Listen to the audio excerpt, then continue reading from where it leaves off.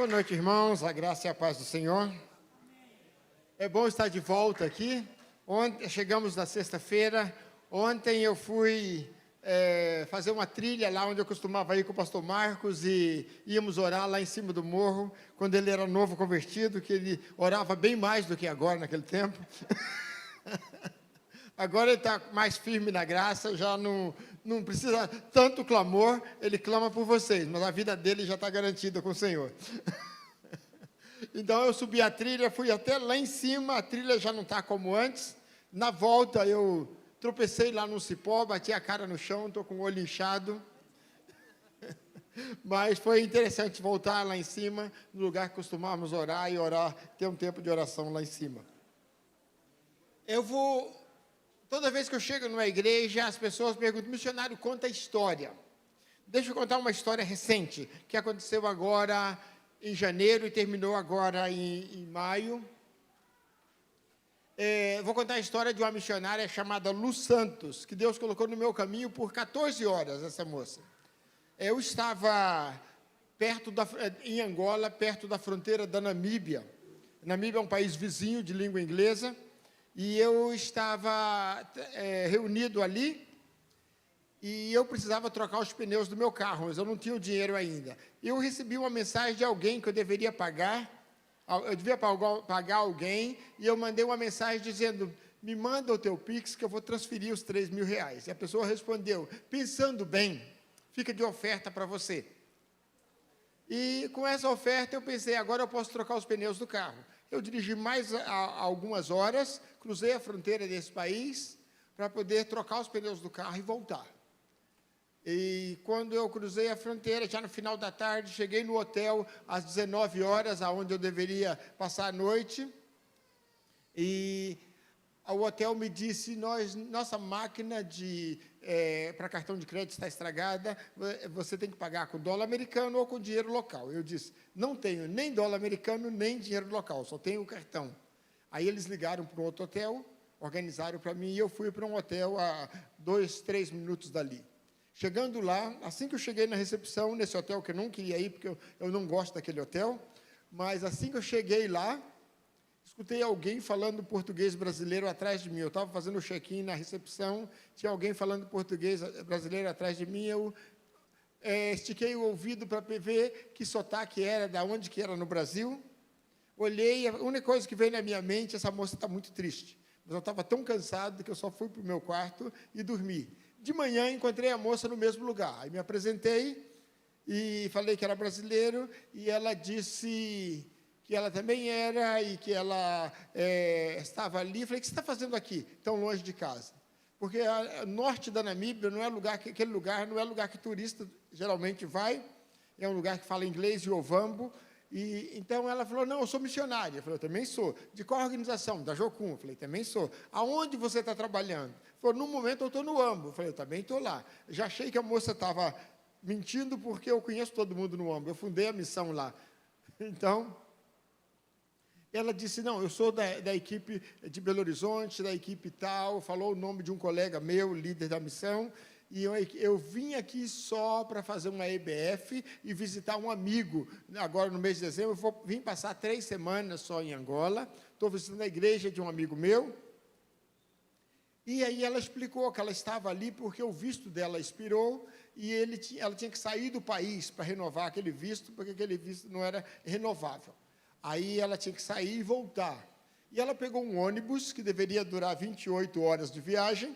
O ônibus quebrou na savana, lá no mato, e a viagem durou 40 horas. Ela estava se sentindo muito cansada, estava com enjoo, estava ali já no segundo dia naquele hotel, orando, para ela não ter que voltar de ônibus da onde ela veio, do AMBO. E nisso eu mandei uma mensagem para esse líder da Jocum do Brasil, ele disse, essa menina é uma excelente missionária, já está comigo há 10 anos, e ela trabalha numa equipe de emergência que trabalha onde tem situações. Ela trabalhou em Brumadinho, Haiti, Guiné-Bissau, Sudão do Sul, Turquia, refugiados sírios na Europa, ela trabalhou em todos esses lugares com a equipe de emergência. E, quando ele recomendou, eu falei a ela, eu vou trocar os pneus do carro e vou voltar para o AMBO daqui a pouco. Depois do almoço, eu estou viajando, cruza a fronteira, me espera do outro lado, que eu te levo até Nuambo. Fiz o trabalho, meio-dia, cruzei a fronteira, às 13 encontrei ela onde marquei, e viajamos. Essa viagem é 880 quilômetros, mais ou menos, e nós fomos juntos. E ela foi conversando comigo sobre missões, os lugares que ela trabalhou, e sobre a família, o pai, a mãe, uma irmã, a igreja. Aí descobri que tinha uma cidade no Mato Grosso chamada Chapadão do Sul, que eu nunca tinha ouvido falar. Ela falou da cidade dela, falou da igreja que sustentava o ministério dela, uma igreja em Jataí, Goiás. Fomos conversando, dirigi até às 21h30, achamos um hotel, dormimos de manhã, começamos a viagem às 5 da manhã, 8h30 da manhã, chegamos até onde ela estava hospedada, que é 20 quilômetros da minha casa. Eu orei com ela e combinamos que ela viria passar o final de semana na missão, na nossa casa. E orei, despedi e fiquei para a espera dela no sábado. Na sexta-feira, mandei uma mensagem para essa missionária dizendo: a casa de hóspede está preparada, quando você quiser vir, está tudo certo. E ela respondeu: estou me sentindo mal, vou fazer uma consulta. Aqui onde eu estou hospedado, tem a festa de aniversário do dono da casa essa noite, amanhã cedo eu vou. De manhã eu recebi uma ligação dessa família, dizendo que a moça estava grave, doente, e tinha sido trasladada do hospital daquele lugar para o hospital central da província, perto da minha casa. Eu corri para lá, encontrei a moça em coma, e a família não tinha nem o contato da Jocum, nem o contato de ninguém da família, nem da igreja dela. Assim que eu a encontrei, eu liguei para Belo Horizonte, para o meu amigo, ele me deu o contato de um pastor em Jataí, Goiás. Liguei para Goiás, o pastor me deu o contato dos pais em Chapadão do Sul, Mato Grosso do Sul. Entrei em contato com a família, informei que a filha estava muito doente, e depois ela começou a ficar mais grave, e o médico fez as primeiras análises, conseguimos tudo que ela precisava de análise, de médicos, fiz os contatos com a Secretaria da Saúde de lá, e começamos a trabalhar nisso. Aquele sábado envolvemos nisso, e às 11 horas saiu os exames, e ele disse que ela estava grave, os rins já estavam parados, o fígado estava 5 vezes acima a leitura do que deveria ser, pulmão a 50%, e ele disse: essa doença não é de agora, deve ser ela teve uma doença prévia, porque os órgãos não poderiam estar tão deteriorados em 3 dias de malária. Mas ela me informou no caminho que ela tinha pegado uma malária grave em Guiné-Bissau, quase morreu, e ela tinha sido aconselhada a ficar 2 anos fora da área endêmica de malária. Ela não poderia pegar outra malária em 2 anos. Aí ela foi para casa, ficou 1 ano, e ela não voltou para a África, ela só foi fazer uma visita de 1 mês. Então, passou o sábado à tarde, ela estava muito grave. Aí eu informei os pais que os médicos estavam sem esperança para eles orar, que precisávamos de um milagre. Aí ela foi para a UTI, começou a fazer hemodiálise. No domingo de manhã, ela amanheceu melhor, e nós tivemos esperança que a respiração estava estabilizada. Aí eu fui para a igreja, passei lá de manhã, orei com ela. Tínhamos um grupo de todo lado orando, a Jocum e outras bases, aqui no Brasil, a igreja dela. Aí, de manhã, ela estava melhor, informei os pais que ela estava melhor, fui para o culto, preguei na igreja, saí do culto, meio-dia passei lá, ela estava estável. Fui em casa, almocei, voltei lá às 15 horas, e ela estava com a parada respiratória, estava grave. Às 15h50, ela faleceu. Eu tive que informar os pais do falecimento dela. E, primeira mão, eles pediram que queria traslado do corpo, e traslado de corpo internacional é uma coisa muito cara e muito burocrática. Nós já fizemos isso no passado. Mas 2 horas depois, a família informou que ela tinha deixado um documento dizendo que aonde ela morresse, ela queria ser enterrada. Então, eles pediram se eu podia fazer o funeral dela lá em Angola e transmitir, fazer uma live para que eles possam assistir no Mato Grosso. Aí eu organizei segunda e terça. Na quarta, a igreja que ela estava trabalhando reuniu, fizemos culto fúnebre. na igreja, eu preguei. Eles instalaram um telão na Câmara Municipal de Jataí do Sul, e a cidade, a igreja assistiu, porque ela estava envolvida muito, ela era uma jornalista bem conhecida na cidade. E fizemos o enterro dela. E, nesse tempo, foi muito difícil para mim, porque eu perdi uma filha, também sou pai de 2 filhas, eu perdi uma filha alguns anos atrás, perdemos a nossa filha caçula, e nós passamos por isso. Então, foi muito duro compartilhar isso com a família, passar esse momento com aquela família. Quando terminou a quarta-feira, eu estava exausto, bem cansado e desgastado emocionalmente, e um pastor amigo chegou no meu ombro e pôs a mão no meu ombro e falou: cara, que privilégio. Eu olhei para a cara dele e falei: que privilégio o quê? Deus me deu esse presente de grego, essa menina apareceu na minha vida para morrer na minha mão. E eu estava até frustrado com Deus por causa da situação. E veio esse pentecostal me falar que é um privilégio. Porque aí ele falou assim: olha, essa missionária era uma heroína, tudo que ela fez até agora, um grande trabalho. Ela poderia ter morrido num hotel no estrangeiro, sem ninguém conhecer ela, sem um indigente. Ela podia ter morrido num ônibus nas estradas, sem ninguém conhecer. Deus preparou você para tratar ela como filha, para cuidar dela, para ter empatia com a família, para poder estar ministrando a família dela. Deus escolheu você a dedo, isso é um privilégio que você está tendo de ser usado por Deus dessa forma. Então, foi muito interessante.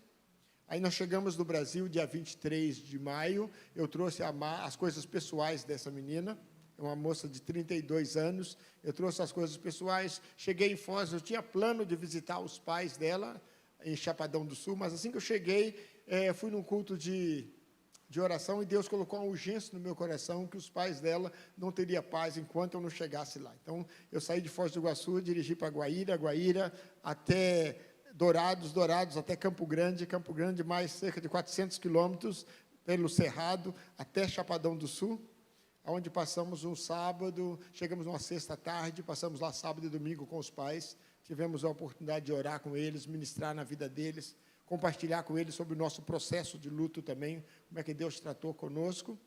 Aí, no domingo, a igreja que sustentava ela em Jataí queria que fôssemos lá, então nós viajamos mais 220 quilômetros até Goiás, chegamos em Jataí, também ministramos na igreja dela, damos testemunho do que Deus fez. E essa foi a nossa primeira missão aqui em Angola, de estar indo lá levar conforto e cuidar dessa família. Isso é um pouco do... Eu sou um ancião na Jocum, e isso é um pouco do nosso ministério como ancião da Jocum. Nós cuidamos do pastoral, dos missionários, e também cuidamos de situações como essa, que Deus coloca em nossas mãos. Amém? Essa é uma história, eu sei que vocês queriam uma história mais alegre, mas temos história de morte no campo. É comum para nós, porque nós trabalhamos nos piores lugares do mundo. Logo, de vez em quando, temos situações assim. 2 anos atrás, nós tivemos um acidente que perdemos 11 missionários só num acidente. Um caminhão passou por cima de um micro-ônibus com 20 missionários. Aquele caminhão perdeu o controle e matou 25 pessoas. Daqueles 25, 11 eram líderes da missão. Nós tivemos que reorganizar a liderança no continente por causa desse acidente. Então, já tive colegas meus, naquele acidente perdi colegas, que foi meu colega de quarto, na reunião passada, de líderes da África, e ele morreu naquele acidente, perdemos bons amigos, e isso faz parte do nosso chamado e do nosso ministério. Eu quero passar algumas fotos e falar um pouco do que está acontecendo agora, em Angola, no momento, o que nós estamos fazendo, e depois nós vamos avançar compartilhando a palavra de Deus, e para terminar, nós vamos passar um pequeno vídeo. Esse projeto chama Clube da Jocum, ele acontece há mais de 20 anos, o Clube da Jocum. Nós reunimos crianças da vizinhança, a base fica numa vizinhança bem pobre, essas crianças vêm para dentro da missão, elas têm um lanche, elas têm ensino da palavra de Deus, aprendem danças, aprendem, tem reforço escolar, aprendem música, e temos várias coisas que trabalhamos com essas crianças nos últimos 20 4 anos, eu acho, desde que estamos lá, esse grupo, acho que começamos em 80 e... Não, 2000, desde que mudamos para a base, 2005, mais ou menos, começamos esse trabalho. E nesse trabalho, as crianças que cresceram no projeto, hoje, são os professores. Nós temos vários missionários que dão aula no clubinho da Jocum, que são as nossas crianças, começaram conosco, cresceram e hoje trabalham. Alguns deles já são universitários, outros já são missionários na missão, e eles são eles que trabalham conosco agora, tocando o projeto. Nós trabalhamos diferentes épocas, entre 200 e 400 crianças. Esse é o nosso trabalho com as congregações rurais. Nossa igreja, eu pastorei uma igreja na cidade e nós temos muitas congregações. Nós tínhamos 14, já organizamos 3 em igreja, mas nós temos as congregações e nós, um dos pastores da igreja, todo domingo tem um pastor fora com um grupo de diácono, visitando as igrejas, fazendo casamento, dando a ceia e fazendo batismo. Então, esse é um dos nossos trabalhos com igrejas locais. Essa é a equipe de liderança regional. Nós trabalhamos como ancião regional, nós coordenamos 5 países, Angola, Zâmbia, Zimbábue, Malau e Moçambique. Esses países são 2 de língua portuguesa, 3 de língua inglesa, e é a região que nós trabalhamos, e nosso trabalho está provendo liderança, treinando líderes, fazendo cuidado pastoral dos obreiros, resolvendo problemas, e nós nos reunimos como corpo para estar intercedendo. Essa é uma das reuniões do Conselho Regional de Ancião da Jocum. Então, esse é um do nosso Ministério de Liderança. Além de liderar esse conselho, eu também faço parte do Conselho do Continente. Nós nos reunimos agora em maio, primeira semana de maio, nós reunimos em algum lugar no continente para estar intercedendo e fazendo planejamento como líderes da missão, como anciãos da missão. A ETED, Escola de Treinamento e Discipulado, é o curso básico de missões da Jocum. E nós temos na nossa base. Nós tivemos a graduação do primeiro grupo de alunos da ITED, onde nós formamos as pessoas para missões. É um curso básico de 5 meses, 3 meses intensivo dentro da base, teoria, e 2 meses no campo. Aí, depois que terminamos a ITED, tivemos a ITED até junho, final de junho, graduamos a ITED e começamos um outro curso chamado Escola de Missões de Fronteira. A Escola de Missões de Fronteira está acontecendo agora, ela treina obreiros em linguística, fonética, antropologia, discipulado, igreja simples, redenção de cultura, como você ir para uma tribo, aprender a língua, aprender a cultura e estabelecer o evangelho numa nova tribo. Então, nós estamos com essa escola acontecendo agora na base, ela vai graduar no final de agosto, e em setembro nós começamos uma outra escola chamada Escola de Cosmovisão Bíblica. Essa escola nos ensina como mudar o pensamento, discipular pessoas a mudar a forma de pensar, de uma forma de pensar animista, de feitiçaria, e começar a ter um pensamento bíblico, pensar biblicamente, como mudar a forma de pensar e discipular pessoas dessa forma. Quando a pessoa vem do animismo para o cristianismo, em algumas das tribos, eles incorporam espírito, eles são liderados por espíritos ancestrais, que nós sabemos que são demônios. E uma das coisas que eu tive que ensinar, uma vez, um rei de uma tribo pediu muito ajuda, quando eu não era crente, eu precisava tomar decisão, eu sacrificava um animal, invocava os espíritos com o feiticeiro, e ele me dava direção. Agora que eu tenho Jesus, como é que eu posso tomar decisões liderado pelo Espírito Santo? Como eu posso ouvir a voz de Deus? Esse é um dos grandes desafios deles, de fazer essa mudança de paradigma do animismo para ser guiados por Deus. Então, essa escola de cosmovisão bíblica, nós preparamos os nossos obreiros para estar discipulando outros nessa direção. Aí é o batismo, nós estamos, também eu trabalho com congregações nas aldeias, estamos ali fazendo batismo, e alguns desses rios têm crocodilo. Aí nós colocamos os diáconos para poder controlar a água, os crocodilos, e o pastor faz o batismo. Quem são os diáconos aqui? Deixa eu ver. Que tem diácono aqui? Pastor, é para isso que o diácono serve. Você coloca ele ali, para poder cuidar, espantar os crocodilos para você batizar. Não, diácono é para isso mesmo. O primeiro grupo de diáconos, um não foi apedrejado até morrer? Logo no primeiro grupo ali, Estevão já levou a pior. Então, se tiver que acontecer alguma coisa, que seja com o diácono. O pastor tem que ser protegido. Então, lá no Mato Grosso, eles têm o boi de piranha. Lá na África, nós temos o diácono de crocodilo. Então, mas não é todos os rios que tem crocodilo, não. Só a maioria. Então, esse é um dos nossos trabalhos, batizando nos rios. Esse é um ministério que nós trabalhamos com meninas de 11 a adolescentes, a partir de 11 anos, ensinamos valores bíblicos, ensinamos sobre valor pessoal, e esse trabalho é feito para evitar gravidez precoce. Quando nós chegamos nessa vizinhança, era comum encontrar meninas de 12, 13 anos, grávidas já. Então, é um trabalho de valorização para ajudar essas meninas a superar essa situação, e tem sido bênção, nós temos tido sucesso nesse trabalho. Aí é o King's Kids. Eu acho que King's Kids vocês já ouviram falar. Quem já ouviu falar de King's Kids? Filho do Rei. King's Kids é um ministério da Jocum, onde nós treinamos crianças e adolescentes. Nós temos um acampamento onde crianças e adolescentes são ensinados na palavra de Deus, em louvor, adoração, são discipulados, e enquanto eles estão sendo discipulados, eles aprendem coreografias, aprendem circo, aprendem teatro, e depois elas vão para a rua fazer uma campanha evangelística, usando o que elas aprenderam durante o acampamento. Eu trabalhei com King's Kids no Brasil nos anos de 87 a 89. Em 89, nós tivemos uma equipe que treinamos em Belo Horizonte, e treinamos 3 equipes de King's Kids, uma veio para o Rio, a outra foi para São Paulo e a outra foi para Goiânia. E nessa equipe, os filhos do pastor Márcio Valadão eram nossas crianças. Eles tinham entre 15 e 11 anos, e a Ana Paula Valadão estava na minha equipe, e o ano passado a Ana Paula foi lá visitar o King's Kids, nós tivemos um congresso de líderes de King's Kids a nível nacional em Angola, e a Ana Paula esteve lá, Ana Paula Valadão esteve lá conosco. Foi muito emocionante para as crianças do King's Kids poder conhecer ela, que fez parte do começo de King's Kids, e várias das músicas dela fazem parte das nossas coreografias de trabalho. Então, King's Kids, nós começamos a nossa base, e já temos em outras bases, começamos em Moçambique, estamos agora...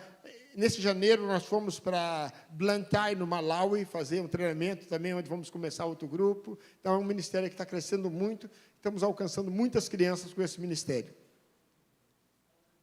Esse é meu carro de viagem, esse carro já está, eu comprei ele novo em 2013, ele já está com 400 mil quilômetros rodado, e nós estamos agora numa campanha para trocar de carro. Nós começamos essa campanha a última vez que eu vim no Brasil. Algumas igrejas ficaram de fazer parte da campanha, mas assim que saímos do Brasil, da última vez, aconteceu uma enchente no Rio Grande do Sul. E eu comecei a receber mensagens das igrejas dizendo, olha, temos prioridade agora o Rio Grande do Sul, depois podemos ajudar o missionário depois. Eu falei, claro, prioridade agora é o Rio Grande do Sul. E a campanha parou e eu não troquei de carro, só consertei mais, dei uma reformada no carro velho e continuei. Hoje eu chego aqui, as pessoas perguntam, missionário, já trocou de carro? Já tem o carro novo? Eu falei, não. Meu carro novo foi levado pela enchente do Rio Grande do Sul. Ainda vou começar a campanha agora do novo carro. Então, agora nós estamos recomeçando a campanha do carro novo. Então, esse é um pouco do que está acontecendo. Isso que eu estou... um pouco das nossas estradas, é por isso que eu preciso de um carro 4x4 que aguente o trabalho lá. Nós andamos em estradas assim, muitas vezes. Muito bem, isso é um pouco do que está acontecendo na base do Ambo, onde eu moro. Ali no Ambo, nós temos participado da liderança da igreja. Eu liderei uma igreja nos últimos anos, mas eu treinei já 3 pastores. Os meus jovens pastores já terminaram teologia, foram ordenados, um terminou um mestrado em ministério cristão, depois terminou outro mestrado em missiologia, o outro terminou o mestrado em missiologia. Agora a igreja já está na mão deles. Eu estou mais como o pastor mais velho da igreja, mas eles estão tocando todo o ministério. A base do Ambo também já passei a liderança para o Diego, um rapaz aqui do Rio de Janeiro, que já está comigo há 10 anos, e ele está liderando a missão. Agora vamos ter, em agosto, uma reunião de obreiros da região toda, e ele vai ficar oficialmente como líder da base. Então, meu ministério vai ficar mais de supervisionar e ser ancião da missão. também a nível nacional na Jocum. Eu já não sou líder, já temos liderança formada a nível nacional da Jocum. E essa base, isso que eu mostrei tudo aqui, é o que está acontecendo na base do Ambo, onde eu moro. Nós temos a base do Benguela, temos a base do Lubango, temos a base do Cambucuio, temos base Luanda, temos a base El Shaddai, temos vários centros da Jocum igual esse que eu mostrei. Então, nosso ministério começou com um, mas já expandiu em vários centros que nós temos dentro de Angola. E na região, nós temos, eu acho que Moçambique, temos quase 10 bases, eu acho que 8 ou 9. Nós temos 12 bases no Malawi, temos 3 bases na Zâmbia, temos 4 bases no Zimbábue. Então, nós temos toda uma estrutura da missão na região. A nível de África é a mesma coisa, nós temos o trabalho expandido por todo o continente. E eu falei nós estamos em Angola traduzindo a Bíblia para 3 línguas nativas, mas no continente nós estamos traduzindo para dezenas de línguas. Esse curso de missões de fronteira que está acontecendo na nossa base, as pessoas que estão dando aula e liderando esse curso junto conosco são obreiros de Moçambique e Malawi, e eles estão liderando um avivamento no meio de um povo que era islâmico, os Iaus. E, nos últimos anos, eles já batizaram mais de 4.000 muçulmanos. E o evangelho e o lugar tem tantos muçulmanos se convertendo que começou uma perseguição agora de radicais islâmicos contra as nossas equipes lá, por causa do que Deus está fazendo no meio dos muçulmanos. Muito bem, isso é um pouco do que está acontecendo, as histórias que o missionário conta. Agora abre a Bíblia comigo, vamos compartilhar a palavra juntos.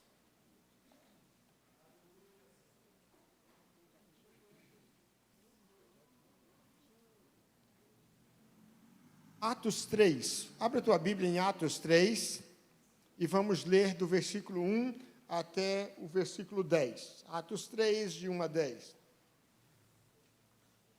Diz assim: Pedro e João subiam ao templo para a oração da hora nona. Era levado um homem coxo de nascença, o qual punha diariamente à porta do templo, chamado Formosa, para pedir esmola aos que entravam. Vendo ele Pedro e João, que iam entrar no templo, implorava-lhes por uma esmola. Pedro, fitando juntamente com João, disse: olha para nós. E ele olhava atentamente, esperando receber alguma coisa. Pedro, porém, lhe disse: não possuo nem prata nem ouro, mas o que eu tenho te dou. Em nome de Jesus Cristo Nazareno, anda. E tomando pela mão, levantou imediatamente, e os seus pés e tornozelos se firmaram. E de um salto se pôs em pé. E passou a andar, e entrou com eles no templo, saltando e louvando a Deus. E viu todo o povo a andar e louvar a Deus, e reconheceram ser ele o mesmo que esmolava, assentado à porta formosa do templo, e se encheram de admiração e assombro, porque isso lhe aconteceram. É interessante, nós encontramos aqui 2 religiosos indo para a igreja, 6 da tarde, a hora de oração dos judeus, de manhã, meio-dia e à tarde. Isso era final da tarde. E tínhamos na porta do templo esse homem pedindo esmola, porque a porta do templo é um bom lugar. As pessoas estão mais sensíveis e para poder estar dando alguma coisa. E ele estava ali, viu esses religiosos vindo, começou a implorar por uma esmola. Mas, normalmente, as pessoas tentam não fazer contato visual. Você vê um pedinte, você tenta não fazer contato visual para não ter que dialogar com ele. E não é só pedinte, normal, as pessoas estão tendo essa atitude na rua hoje. É interessante que eu vivo em uma região onde as pessoas te olham na cara e te cumprimentam. Hoje, as pessoas tentam desviar o olhar do teu para não ter nenhum contato contigo, principalmente com o pedinte. Eu vejo a grande diferença quando eu estou andando. Eu estive em Curitiba nos últimos dias, nas cidades do sul é pior do que aqui ainda. É melhor não fazer contato visual. Mas esses 2 religiosos pararam e falaram: olha para nós. Imagina a expectativa no coração do pedinte. Quando ele parou e falou: olha para nós. E a Bíblia fala que ele olhou atentamente, esperando receber alguma coisa. Mas aí eles dizem: não tenho prata e nem ouro, um balde de água fria. A pergunta desse homem é: se não tem nem prata nem ouro, parou por quê? Por que está pedindo para olhar para vocês se não tem prata nem ouro? Não tem nada para dar, parou por quê? Imagina a decepção desse homem. Na hora que ele disse, eu não tenho nem prata nem ouro. Mas a frase seguinte foi, em nome do Senhor Jesus, anda. Ele resolveu o problema maior desse homem. Em nome de Jesus, anda. Ele tinha Cristo. E ele tinha, o que eu tenho eu te dou. Em nome de Jesus, anda. E ele andou. Agora vamos pensar nessa frase. Olha para nós. Nós vivemos num mundo que o mundo já olha para nós naturalmente. Nós somos crentes. Nós andamos diferente. Eu estava chegando aqui e na sexta-feira à tarde, e eu e minha esposa olhamos os crentes passando. E só do jeito de andar, de vestir, nós sabíamos, é crente, está indo para a igreja. Então, diferente. E as pessoas olham para os crentes. Naturalmente, eles olham para nós. Mas será que nós temos a ousadia de dizer para eles, olha para nós? E é interessante porque eles tiveram a ousadia de dizer, olha para nós. Agora, quando o mundo olha para nós, o que nós temos para dar para o mundo? O que nós temos para oferecer? Essa é uma coisa... a pergunta é, o que nós recebemos do Senhor? Que nós podemos compartilhar com o mundo. Muitas vezes nós fixamos a nossa mente na prata e no ouro. E, infelizmente, muitas igrejas estão fixadas nisso. Vem para a minha igreja, você vai prosperar, você vai ganhar dinheiro, você vai deixar isso, você vai ter aquilo. E as pessoas ficam fazendo troca com Deus, porque eles querem receber coisas. Mas o que nós temos recebido do Senhor? A primeira coisa é a salvação. Nós somos salvos. E nós temos salvação para dar. Nós recebemos de Deus muitas bênçãos materiais.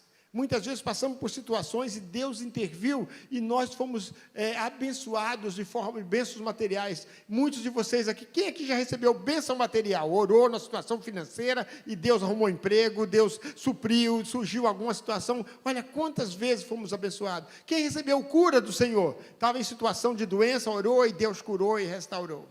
Quem recebeu bênção sobre os filhos, tinha situação com os filhos, estava intercedendo por um familiar, e esse familiar foi liberto. Levanta a sua mão. Quem teve situação de família, de bênção? Nós recebemos tanto do Senhor. E agora, então, não é só a respeito de finanças, mas a respeito de tudo que nós recebemos, porque somos filhos de Deus. E tudo isso temos do Senhor para compartilhar com o mundo. Nós temos muito para dar, além dos nossos bens materiais. Nós somos mais do que nós pensamos que somos, muitas vezes. Abre a Bíblia, vamos avançar um pouco mais, vamos para Atos 11, vamos ver uma situação assim.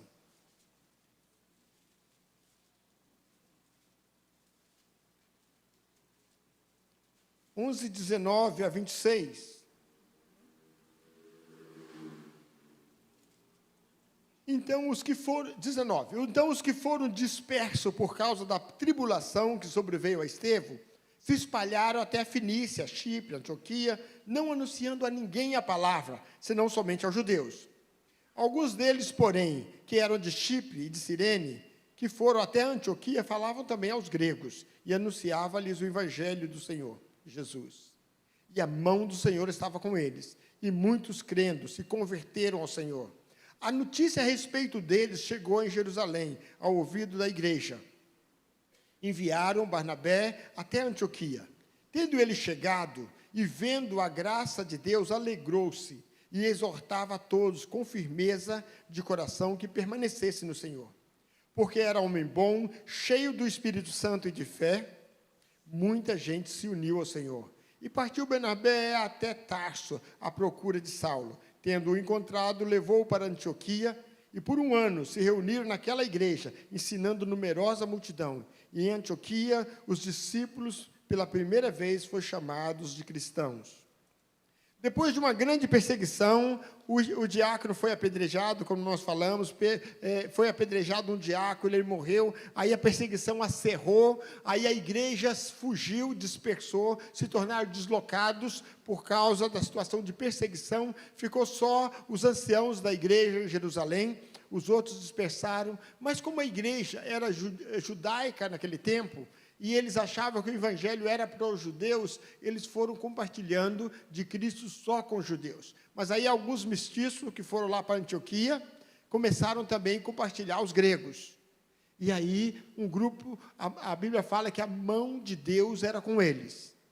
A mão de Deus, no Velho Testamento, a mão de Deus, o anjo do Senhor, e tem várias formas de dizer que o Espírito Santo estava agindo.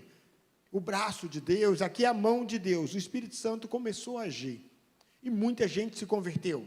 E em Jerusalém chegou a notícia que gentios estão se convertendo, gregos estão aceitando o evangelho de Cristo. Aí pegaram um dos anciãos, vai lá ver essa heresia que está acontecendo. Será que é Deus mesmo? Vai lá ver. E mandaram o Barnabé. E ele chegando lá, viu que era o Espírito de Deus agindo.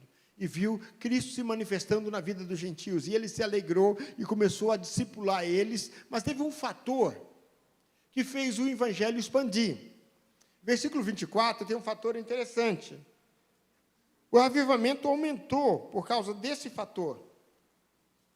Porque, olha bem, versículo 23, tendo ele chegado, vendo a graça de Deus, alegrou-se e exortava com firmeza para eles permanecerem no Senhor. Versículo 24, porque ele era homem bom, cheio do Espírito Santo e de fé, muita gente se uniu ao Evangelho. Porque Barnabé, o testemunho dele era homem bom, cheio do Espírito Santo e de fé. Por causa disso, o que estava acontecendo multiplicou, o avivamento aumentou tanto, que ele já não conseguiu discipular sozinho, ele teve que ir a Tarso, buscar Saulo, para vir ajudar ele, e a Bíblia fala que eles passaram agora a ensinar uma grande multidão na palavra de Deus. Homem bom, cheio do Espírito Santo e de fé. Você conhece algum? Olha para o teu lado, olha do teu lado, provavelmente tem alguém assim do teu lado. Nós somos bons por causa de Cristo. O pastor Marcos mesmo fala que ele não era bom, era um capoeirista competitivo e até violento, mas Deus transformou ele. E ele é um homem bom por causa da obra de Cristo. Nós somos bons, não por nosso mérito, mas por causa de Cristo em nós. Ele nos resgatou pelo seu sangue e nos fez de homens maus, perdidos, em homens bons, selados com o Espírito Santo. O Espírito de Deus habita em nós. Logo, nós somos homens bons, temos o Espírito Santo, e temos o Espírito Santo por quê? Porque nós cremos em Cristo, nós temos fé. Então, essa igreja está cheia de homens e mulheres bons, cheia do Espírito Santo e de fé. O que nós precisamos fazer? Ter a ousadia de dizer o quê? Olha para nós, eu tenho algo para te dar. Compartilhar aquilo que nós recebemos do Senhor. Nós já temos tudo para nos posicionarmos na sociedade e dizer, olha para nós. Nós temos que nos ver como Deus nos vê. Ele nos resgatou, Ele vê o Espírito dele em nós, Ele nos vê lavado pelo seu sangue, Ele nos vê com o Espírito Santo, que é uma explosão de poder, que podemos usar para a sua glória. Tudo que nós precisamos é o quê? Ousadia de nos posicionar como homens bons, cheios do Espírito Santo e de fé, que tem algo para compartilhar. Pode dizer, olha para mim, eu recebi isso do Senhor. Quando as pessoas virem contar uma história triste, você vai poder dizer, eu tive uma situação semelhante, mas Deus agiu assim e assim. E o que nós recebemos do Senhor, nós compartilhamos. Eu tenho uma filha na fé, que eu tenho muito orgulho dela. Ela é juíza hoje, e ela saiu de uma vida muito triste, no ano 2000, e hoje ela é pastora de uma igreja. Junto com o marido, eles pastoreiam a igreja diante do trono em Angola. E essa pessoa, ela estava trabalhando no tribunal, ainda não era pastora nesse tempo, e ela chegou segunda-feira, louvando a Deus, abrindo a sala dela no tribunal, e louvando a Deus, e glorificando as músicas do domingo, e um colega de tribunal chegou para ela e disse: doutora, o que você tem que eu não tenho? Eu chego de segunda-feira, eu estou de ressaca, eu tive problema em casa, eu chego esgotado, e você chega aqui todo alegre, cantando, e parece que está irradiando felicidade. O que você tem que eu não tenho? Sabe o que ela respondeu? Jesus. E ela ministrou Jesus na vida desse homem. E esse homem aceitou Jesus como Salvador, e ela enviou ele para mim, para eu discipular. Ela enviou ele para a minha casa. Já tinha aceitado Jesus. Nós investimos na vida desse homem, a mulher dele se converteu, hoje ele é diácono na minha igreja, e o casal lidera o ministério de casais na minha igreja. E eles têm ganhado muita gente para Jesus. Porque alguém chegou no trabalho louvando a Deus. E quando perguntou o que você tem, ela não ficou tímida, ela disse: eu tenho Cristo, eu tenho Jesus na minha vida, eu tenho a solução para a tua situação. Isso é uma coisa que todos nós temos Cristo. Todos nós fomos abençoados de várias formas. Nós temos que nos levantar e falar: olha para nós. O que eu tenho, eu te dou. Você pode dizer que não tem ouro nem prata, mas alguns de vocês até ouro e prata têm. Nós podemos compartilhar até as finanças que Deus tem nos abençoado.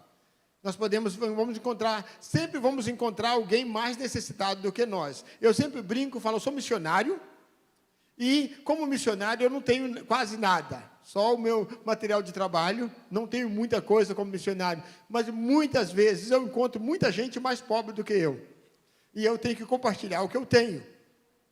E muitas vezes até colegas missionários estão passando por maior batalha do que eu, e eu abençoo eles. Eles pensam que eu sou rico porque eu abençoei, mas eu não abençoei porque eu sou rico, eu abençoei porque eu compartilho a bênção que eu recebi do Senhor, e quanto mais eu abençoo, mais eu sou abençoado. Se eu quiser multiplicar o que eu recebi do Senhor, a única forma é compartilhar. Tem que semear para multiplicar. O que você não semeia, fica contigo mesmo, mas o que você semeia, multiplica. Aleluia! Então, o que você recebeu do Senhor para compartilhar? Nós estamos lá na frente representando vocês, mas aqui, a nossa cidade, o nosso país precisa de um testemunho vivo de Cristo. E nós devemos ter a ousadia de falar: olha para nós, eu tenho recebido isso do Senhor. É isso que Deus tem me dado e eu quero compartilhar com vocês. Aleluia! Então, o grande desafio nosso é nos levantar em autoridade. De manhã, olhar no espelho e falar: eu sou um homem bom, cheio do Espírito Santo e de fé, e eu vou ser luz nessa cidade hoje. Me usa, Senhor. Nós somos usados só dentro do templo.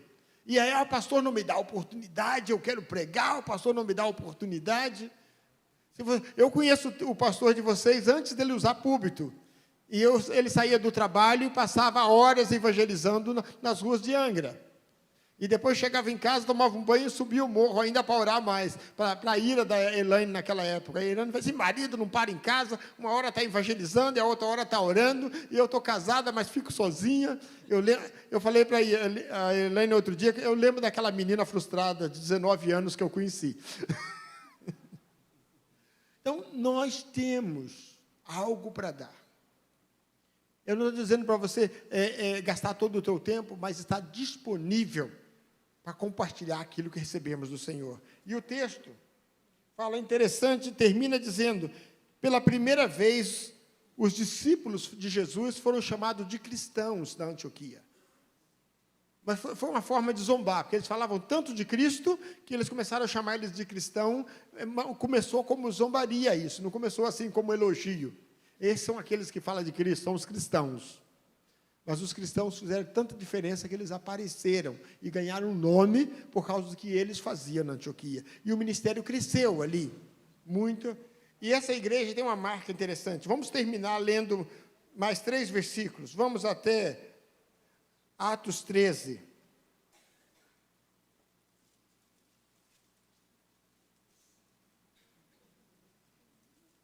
Atos 13, nós vamos ler a partir do versículo 1. Me perdi aqui, dá licença, um pouquinho. Está aqui.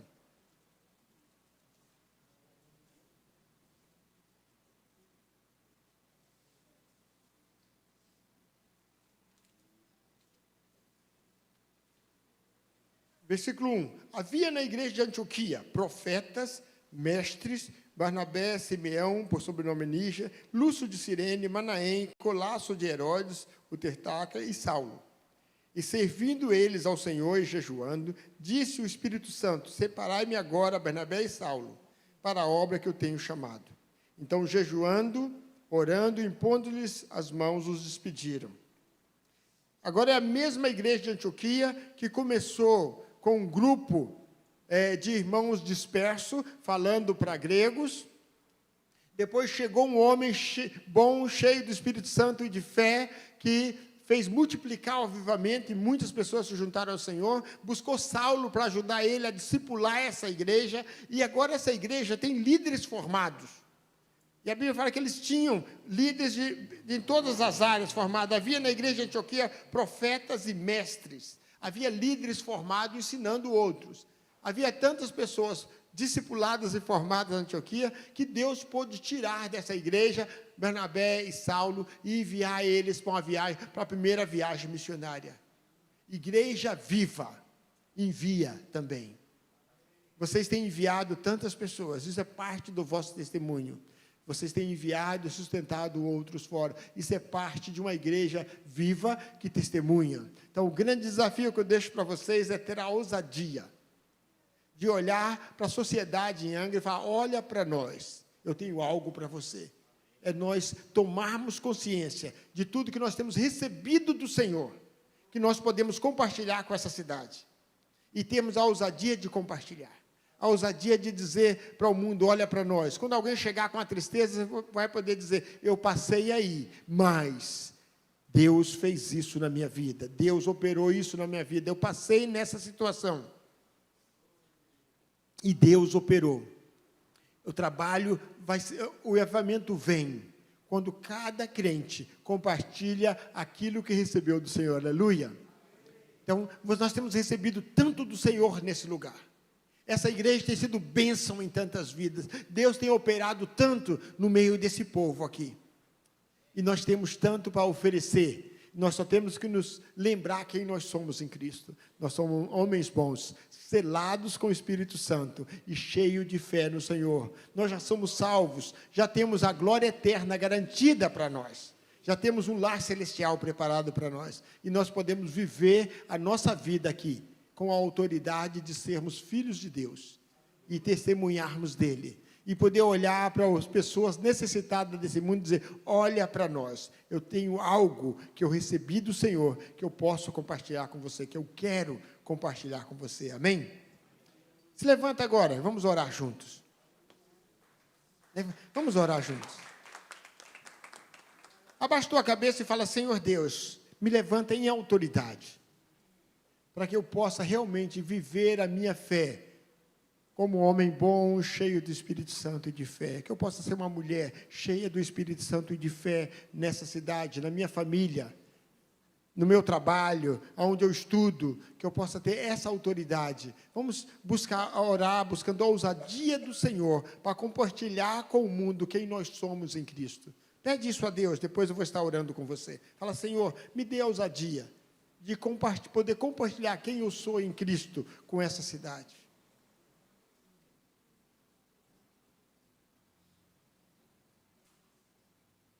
Senhor Deus, nós te louvamos, ó Pai, pelo teu povo reunido nesse lugar.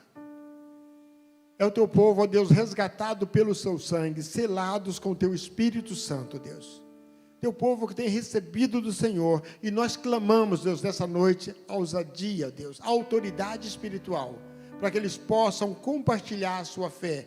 Não só a pregação da palavra, mas compartilhar o que eles receberam do Senhor. Compartilhar as bênçãos, compartilhar, Deus, a salvação, compartilhar a cura, compartilhar a libertação, compartilhar o que o Senhor tem feito nas suas vidas, com a sociedade nesse lugar, ó Pai.